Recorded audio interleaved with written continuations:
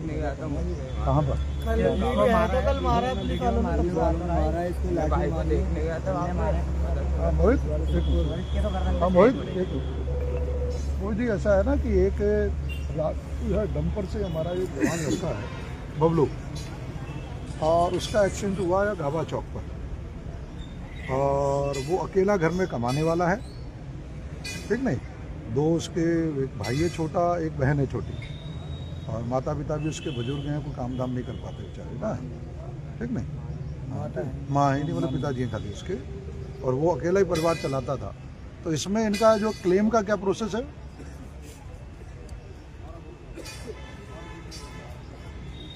हाँ,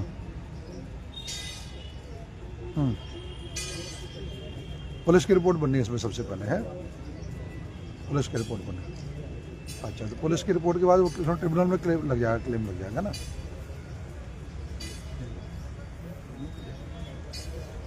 अच्छा, तो कितने तक बन जाता है, क्या बन जाता है क्लेम, किस आधार पर बनता है ये?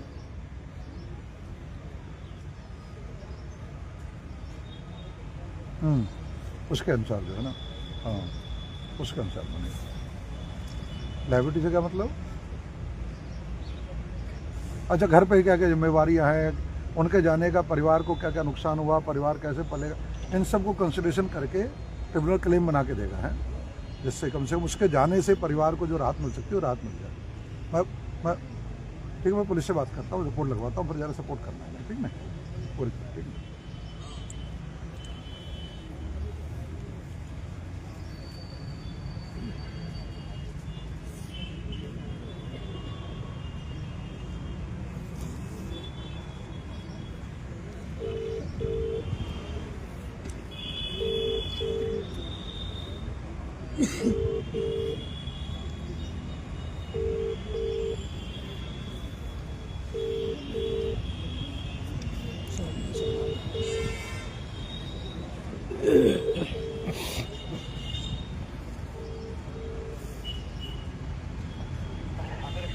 हाँ मनोज जी ऐसा है कि ये जो कल रात का एक्सीडेंट हुआ ना, मैं इसमें पोस्टमार्टम हाउस में मोर्चरी में ही हूँ। वास्तव में परिवार के साथ तो बड़ा दुख है कि परिवार में जो है छोटा भाई है, छोटी बहन है, जो उसके पिताजी हैं वो भी काम धाम करने की किसी स्थिति में नहीं है। तो घर का एकमात्र ये था जो पूरा जो है परिवार चला रहा था, ठीक नहीं। हाँ, तो इससे बड़ा कष्ट क्या होता है, पूरा परिवार ही किसी का, एक तो वो तो गया ही गया, उसका तो कष्ट सबको है ही है, और पूरा परिवार ही पीछे डिस्टर्ब हो गया। तो इनका जो ये क्लेम वाला मामला है ना, उसमें पुलिस जो रिपोर्ट लगती है थोड़ा जल्दी से करा लेना। हाँ, वो जल्दी से आप क्लेम रिपोर्ट बनवाना। और यहाँ सुशील गाबा जी हैं, वो थोड़ी चिंता कर लेंगे, किसी एडवोकेट से लग के ट्रिब्यूनल में ना क्लेम लगवा लेंगे, ठीक नहीं। तो पूरी हाँ जल्दी से करा के मुझे भी बता देंगे, सुशील गाबा जी खुद फॉलोअप कर लेंगे आपसे, तो उनका जो क्लेम वाला करा लेंगे। इधर मैं माननीय मुख्यमंत्री से बात करके जो भी क्लेम बन सकता है, वो जो मुख्यमंत्री राहत हो सकती है वो भी कराता हूँ, है।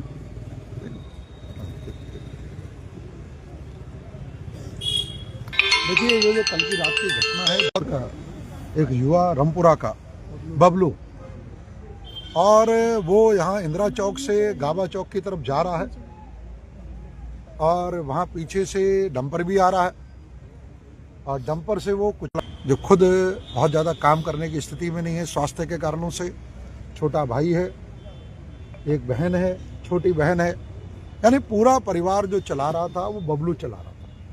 बबलू पे परिवार पूरा टिका हुआ था, और वो बबलू जब चला जाता है तो एक तो उसके जाने का कष्ट परिवार को, और साथ ही साथ उसके परिवार के पीछे जो अब आगे कष्ट आने वाले कि उनका परिवार चलेगा कैसे। भाई भी छोटा है, बहन भी छोटी है, और बुजुर्ग उसके जो है पिताजी हैं, तो परिवार कैसे चलेगा, उसका लालन पालन कैसे होगा, ये भी बहुत बड़ा कष्ट कारक है। तो पहले तो अभी मैंने बात की आरटीओ से, ये आरटीओ जो है मोहित कोठारी जी से, और उनसे कहा इस पूरी वर्किंग कराने के लिए। यहाँ के जो एसओ मनोज पतौड़ी है उनसे बात की है कि पुलिस की रिपोर्ट तुरंत तैयार करके इसमें जो ट्रिब्यूनल है उसके माध्यम से जो मैक्सिमम क्लेम मिल सकता है, क्लेम मिलने में ये है कि जो परिवार की दायित्व है, लायबिलिटी है, उनका भी ट्रिब्यूनल ख्याल रखता है। तो मुझे लग रहा है इससे बड़ी पारिवारिक स्थिति जो कष्टकारक हो सकती है कहाँ हो सकती है, जहाँ पिताजी भी काम करने की स्थिति में नहीं है, छोटा भाई छोटी बहन है, अभी उनके पढ़ने के दिन है और आगे बढ़ने के दिन है, और उस समय में तो परिवार के दायित्व भी बहुत बड़े हैं, तो एक अधिक से अधिक क्लेम मिल सके इसके लिए ट्रिब्यूनल में मैंने पुलिस से भी निर्देशित किया है। वो अपनी रिपोर्ट तुरंत बना के देंगे। सुशील गाबा जी समाज सेवी के रूप में इसकी चिंता कर लेंगे। और साथ ही साथ माननीय मुख्यमंत्री पुष्कर सिंह धामी जी से, उनसे भी मैं वार्ता करके और इस परिवार को अधिक से अधिक सहायता मिले इसका पूरा प्रयास करूंगा।